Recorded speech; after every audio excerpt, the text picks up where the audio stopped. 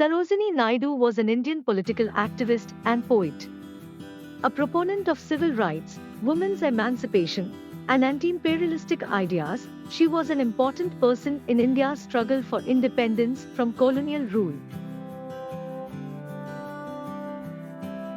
We want deeper sincerity of motive, ether courage in speech and earnestness in action. A country's greatness lies in its undying ideals of love and sacrifice that inspire the mothers of the race. To quench my longing, I bent myself low by the streams of the spirits of peace that flow in that magical wood in the land of sleep. One needs a seer's vision and an angel's voice to be of any avail. I do not know of any Indian man or woman today who has those gifts in their most complete measure. My heart is very weary and sad and alone, for its dreams like the fluttering leaves have gone, and why should I stay behind? Oh, we want a new breed of men before India can be cleansed of her disease.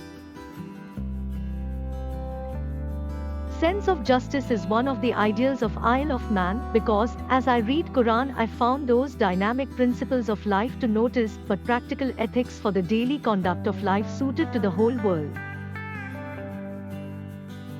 Shall hope prevail where clamorous hate is a right?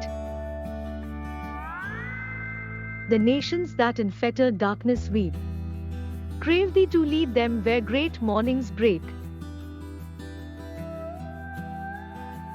The new has come and now the old retires. And so the past becomes a mountain cell, where lone apart old hermit memories dwell. In a consecrated calm, forgotten yet, of the keen heart that hastens to forget old longings in fulfilling new desires. Hark to a voice that is calling, to my heart in the voice of the mind. I am not ready to die because it requires infinitely greater courage to live.